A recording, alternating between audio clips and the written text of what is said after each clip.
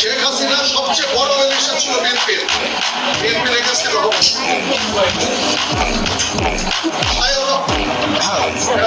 চাঁদাবাজদের বিরুদ্ধে সবসময় আমাদের কথা বলতে হবে। যারা চাঁদাবাজ, যারা মামলাবাজ, যতই যাবো, বিশেষ করে এটা তো স্বাধীনতা হলো না। আমরা তো আপনাদের কাছ থেকে স্বাধীনতা, একজন কথা বললে আরেকজন কথা বলতে হয় না, এই ভদ্রতাটা আপনারা গণতন্ত্র মানে এটা না যে সবসময় শুধুমাত্র আপনার প্রিয় কথা আপনার সামনে বলা হবে, আপনার প্রিয় মানুষের সবসময় স্তুতি দেওয়া হবে, এটা জুলাই না। আসলে আমাদের এই বসে আসা কথা বলতে হয়, আমার লজ্জা লাগে আসলে। মানে আমাদের বাপদাদারা বলতো না, তোর করে আমি এসেছি আমার করে তুলে আমাকে আপনি প্রশ্ন করবেন, আপনি যতক্ষণ পর্যন্ত প্রশ্ন অব্যাহত থাকবে ততক্ষণ পর্যন্ত আপনি রাইট থেকে থাকবেন। আর যখন আপনার প্রশ্নের পরিবর্তে শুধুমাত্র স্তুতি দেওয়া হবে, জবাব দিদার পরিবর্তে সাক্ষাৎকারিতা অব্যাহত থাকবে, তখন প্রত্যেকটা মানুষ হাসিনা হবে। হাসিনা তো ব্যক্তি না,